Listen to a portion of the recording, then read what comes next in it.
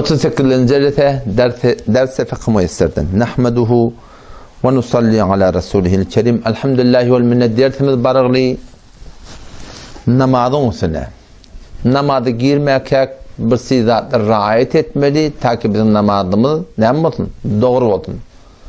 O 40 fardın ödünde de var. Ey beraber şurada 40 fardayın yat bil. Her kişi onu yat bilse ahirin abad bil. 7 iman, 5 İslam, 12 farz namaz. Namazda ne farz var? 12 tane farz var. 6'sı daşında, 6'sı içinde. Bazen daşındakini 7 de etiyerler yani. Şu turatında şartay sıhhate namaz. Derince çizhayiz ki der hakikati namaz dahil. Bu namazdan ne? Yöne ne mi diye? Veliken inçize böyle sıhhate namaz lazım. Yani namazın doğru olacak olsa ölçetin şeraitleri, zatları riayet etmek gerek.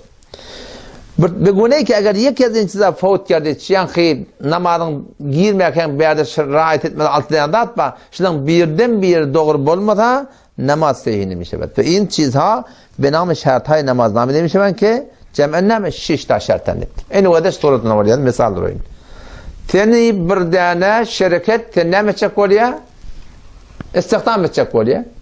Şirketin içine girecek bolsan şirketin dışında önçeten bir şey şeraiti riayet edip barmalı. Eğer sen şu şeraiti riayet etmeyen şirketin içine talmıyor Allah. Az cümle ne mi? Sen uniformun olmalı. Az cümle ne mi? Sen atır olacak olmalı. Az cümle ne mi? Sen imanın görünüp durmalı. Az cümle sen imanında necasat olmalı. Az cümle şu surasında var sen niyetin var sadıklığı belli olmalı. Az cümle vaktinde gelmeli. Şuna mı edin? Az cümle barıttına kartta vurmalı. Yani sen bir şirkete girecek oluyorsun, sen şu dağda girmeden önce bir şeraitler var. Sen şöyle riayet edip içerik girip başarıyorsun. Riayet etmeyen ne? Vaktinde gelmeden salmıyor Allah. Namazı vaktinde bulması bulana. Namazda niyet gerek, ona da barcak konuda sen önce baran karnaman doğru olmalı. Yok mu etmeyelim sen biliyor. Namazda sen avratın örtülü olmalı. O tarzda şöyle, uniformu malakım şirkete giymeden sen salmıyor Allah içerik. Şu suratında. O içerik girecek olan atırı olacak, arasacak olmalı. En şu turatında labasladın napak olsa namaz okuyup olmuyor. En şu turatında namazda bir girecek olsak, namaz başlayacak olsak, namaz başlamadan önce bir şerait var. Şu şerait riayet edilmeli ta namazda bir valahim içerik girip de Allahu Ekber'imiz doğru düşer yalak. O vakit ne? Taharet deyiptir. Peki namaz tehretsiz doğru olmuyor. Tehret neyden olmalı deyiptir? Tehret deyiptir, hadisi asgar, hadisi ekber deyiptir. Peşev dehretten neden arası olmalı? Yani var peşev, yani dehret kılılacak olmalı. Ve ininde haram da olmalı. Hadisi asgardan menzur şu, hadisi ekberden menzur ol. İn haram olmalı, bir adam namaza koyacak olsa. İn halal olmalı, yani dehretilecek olmalı. Şu suratında. İkincisi neme? Bedene namaz gözar, az necaseti kızın bakşudan şöyle pak budu başladı. İmmani necasat olmalı, imanı arasa olmalı. Bir sürü bazı necasatlar imanı diye şeriat maaf ediptir. Az cümle neyme? Sen keçe haram oluyor, hal haram oldur. O zaman cürapla yürüyüp varıyorsun. Ama oğlan çok su döküptür. Bu da ol haram keçe. Ama sen cürapın şey su döküyor da onu necis su döküptür da. Çünkü halalle. Alakan sıkıp koruyorsun, dammasa şeriatın maaf ediptir. Peki ikinci merhalede hadis-i asgar, hadis-i ekberden sonra bedenin de necasattan pak olmalı. Eğer yani bir necasat deyiptir, şeriat onu mahvettir, on müşkül yok diye açacak oluyor. Ondan sonra ne? Cami eğinbaşın arasında olmalı.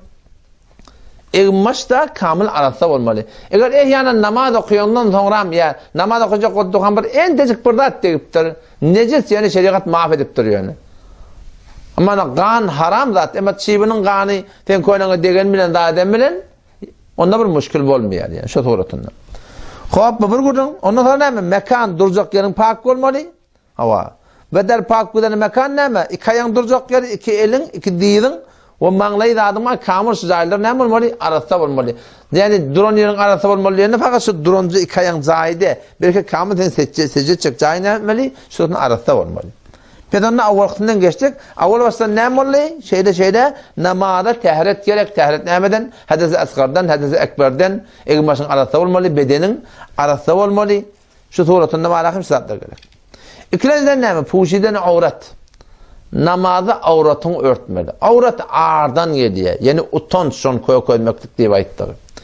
Pes namaz bedene puşidene avret der hengam vücudu kudret bel puşidene seyih nis. Bir adam malahim imanı örtür yalak, avratın örtür yalak.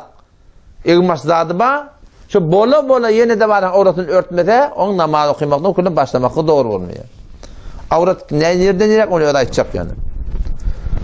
Ve gerekliyiptir ki avrat şahsın namaz kızar, az iptidai dağışında der namaz, ta hengam feragat azan neme? Puşide başlar. Ten avratın ne kadar örtülü olmalı, namaza girip başlamadan evliyanına, ta ki neme? Namaz okuyunca avratın örtülü olmalı. Evne deyiptir, eğer çınanca yek çağrım ozu kabla dağışında der namaz berehne bud, namaz münakat neşedi. Bir ozublam ol diye bedenine, şu ozun dörtten birden namaz başlamakan görünüp durum olsa, onda var ya sen namaz boyunca başlamıyorsun. Hemen o da budun bir ozub. Didin bir ozub. Homştada karnın şeydesi bir ozub. Birin bir ozub. Hayta ozubun dörtten biri görünüp duruptur. Sen de namaz başlanmadan ama didin görünüp duruptur kamil. Petone sen namazı başlamakın stadı doğru olmaya. Şu tuğratında. Ondan sonra yeni bir gurun ayet ya. Eğer çınazı yek çağrım ozu kabla dağışında der namaz berhem otkabla gurun. Ve eğer yek çağrım ozu der esnai namaz ve mutlaka edakarın yek rokun berhene gardin. Pıtada bir gurun ayet ya o da. Senin ne namaz okuyacak kul başlarında sen namazın kamil avratın örtülmüştük. O zaman bir denne yel geliptir. Sen bir ozvun dörtten biri görünüptür. Ama denana namaz okuyup tu yel gelakam ne mettiyek elin ustadın malakım yeni ustad getiraya. Şu tuğratında. Ya yel çalgıya ham satsın malakım ne mettiye bir bundan koykudaya.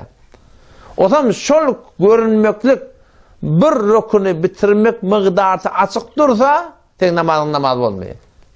Ama ondan ağır olsa müşkül yok. Bir rukun nefana rukun üstad subhanahu bel azim diyen. Secde üstad subhanahu bel a'la diyen. Yani bir rukunu eda etmeklik mıqdarsa şol açık dursa şonu tek namaz olmuyor. Ama ne mettir? Denan namazı yer bırakıp bir lezzetten görünüptür biliyor musun? Bir lezzet görünüp bu da yaptır. Petondan bunun irade yok. Ya birden de erkadan var namaz okuyup doğa der kenarda burada atı yığması yokmuştuk. Deydi bir lehte görünüptür. Ama çalınacak yaptır. Petonda bu suratında namaz doğru oluyor. Meğer bir suratın açık kalıptır. Bir rukun eda etmek mıqdarsa, ruku etmek mıqdarsa, secde etmek mıqdarsa petonda şu suratın o namaz doğru olacak der yani. Şuna etkiye o da. Ve eğer yek çağrımı ozu der esnai namaz bir müddete eda kırın yek rukun berhene gardit namaz batıl şödersin. O taram avrataydıptır. Erkadamın avratı göbeğinden ta intayı zanu. Pes zanuyu mert avratasın. Berhilafı nafka avratınız. Göbek avrattı. Ama göbeğin si tökünenci yerinden ta didin eteğine var insan ama avrat şu. Ondan sonra bazen zaman olur ya futbol gödemek doğru mu? Futbol gödemek çünkü şu avratı görünüptü o. Şu tayda ne met diye şöyle adam günahkar et diye. Şu tayda şöyle rakım doğru olup pasar mı adam? Yani sırana doğrudan günah yani mağazında oturduğunda günahın hakkı işte yakın geliyorsun şundan gören çekmek gerek. Şundan olur ne etkilip beşi top oynayarlar diyenler. Nefer bir top oynarlar 22 nefer bir top oynuyor ketpeş mi diyor. 22 nefer bir top oynuyor ketpeş. Ne gerek şu? Nefer bir top almalı eline yort kettirmeler ne? Onu utanı ne utturanı ne şey? Şu bir utuptur İran utuptur ama Pers polis utuptur. Utanı ne utmanı ne? Sana bir yer girene cibine, ne? Şunu ne peyda var bize. Öğrenişiptir tabiliyem, öğrenişiptir. Bir hud atlar var akım. Kitap okumakın lezzeti bizde kalmaktır, zikretmekin lezzeti yok. Kur'an okumakın lezzeti yok. Şol bir hud peydası da atlar insanlıktır. Bu onu terk etmektik var akım. O karada alim tedekten ne bize kıyım oluyor. Ondan sonra ama avratı keniz dipti ki bu atı keniz yok anne. Kenizin avratı şu erkadam yalak yani karnında var. Arkada da var. O da üstüne bu atı keniz yok. Ve denananın avratı neme? Kull beden avrat meğerşi iki tane koşarından merik. Ve iki tane ayak var topuğundan etek. Fakat şu avrat değil. Kalan yerlerine namazda kamil avrat. O şu avratın gurrunu, hicabın gurrunu ayrı. Avratın gurrunu cüdagane mesele. Avrat namazın gurrunu, hicab da şerif çıkanda ona haberdar olmakın gurrunu. Hop, Allah tebarek ve tevfik versin, kabul etsin. Vesselamu aleyküm ve rahmetullahi ve berekatuhu.